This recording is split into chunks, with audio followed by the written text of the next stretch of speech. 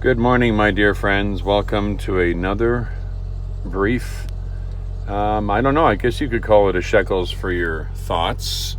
But today I wanted to do a little bit of a reading of a psalm, and there's a reason behind it. And please bear with me. I'm using my phone right now. I'm not using any other cameras. So it's a little bit medieval. So you might see me switching from hand to hand, but that's not the important part. The important part is what I'm going to be reading. Excuse me. Chest cold is finally starting to clear up, thank goodness. I was reading out of Psalm 14, and the reason why that one really stood out for me is because right now we've got the World Economic Forum meeting for their annual meeting, and we know what they're doing over there.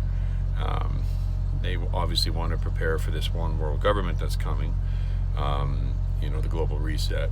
And I couldn't help, when I was reading this psalm, think of how foolish and crazy the world leaders are to think that they're in control. I mean, they really do think they're in control. The leaders of our countries think they're in complete control of us. And if we are Christians, if we are true believers in Messiah, true believers in Yeshua, and we belong to Him, nobody's in control of us but our God.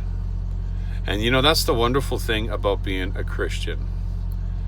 We have God controlling everything in our life, if we allow Him to.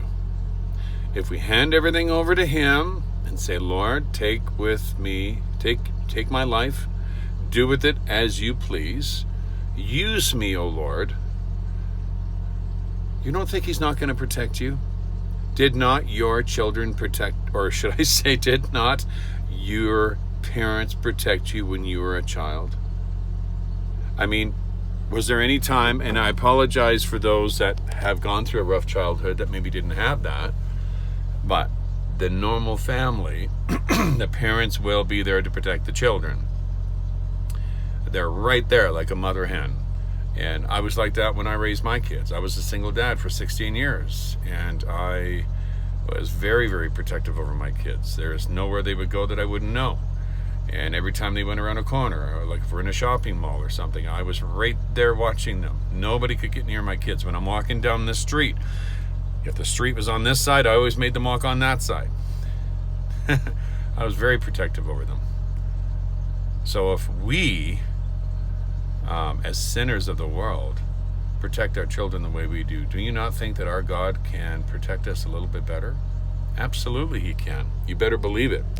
So Psalm 14 is very, very fitting, and I hope this is a blessing. Get my glasses on right, to those who really need to hear this today. Maybe they need the encouragement. All right, Psalm 14, King James, here we go. The fool hath said in his heart, there is no Elohim, there is no God. They are corrupt. They have done abominable works. There is none that doeth good. Yahweh looked down from heaven upon the children of men to see if there were any that did understand and seek Elohim. This is actually kind of sad if you think about it. They are all gone aside. They are all together become filthy. There is none that doeth good, no, not one. So the next time I think I'm doing really well, no, I'm not. I don't do good. I'm just not.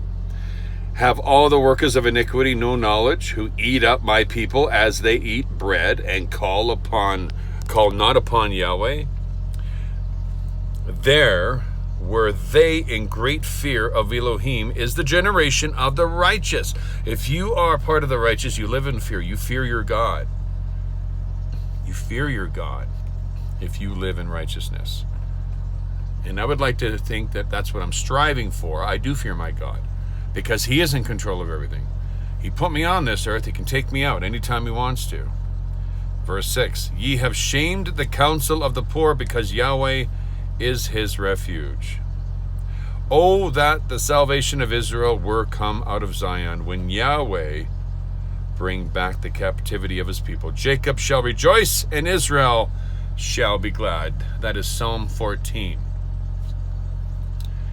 Only the fool says in his heart, oh, that just resonates with me. Only the fool says in his heart, there is no God. Where have you heard that one? Well, there just happens to be somebody at the World Economic Forum who I'm sure is chattering it up pretty good there in front of everyone. Only the fool in his heart says there is no God. There is a God, and he loves you. And if you don't know him yet, come to the Lord Yeshua. Give your life to him. Confess your sin. Repent. And ask him to come into your life and live in your heart. And repent of your sin. Repent means to literally say, I'm done with this. I'm making a decision to turn away from all of this. I'm going to change my life starting right now. And it's really simple. I know there's a lot of preachers out there to say, just say this simple little prayer and you're saved. Well, yes and no. If you really mean it with your heart. It's not just a recipe for salvation. You really need to mean it in your heart. It is a commitment. Lord, I am so sorry for the sins I've committed against you. I'm so sorry I've wasted so much of my time. Maybe he's been calling you and you've just been ignoring it. Lord, I confess the sin in my heart. I confess the sin I have done against you, against others, against my own body. And I ask you to forgive me. And I repent of it, Lord. That means I turn from it. Please come live in my life.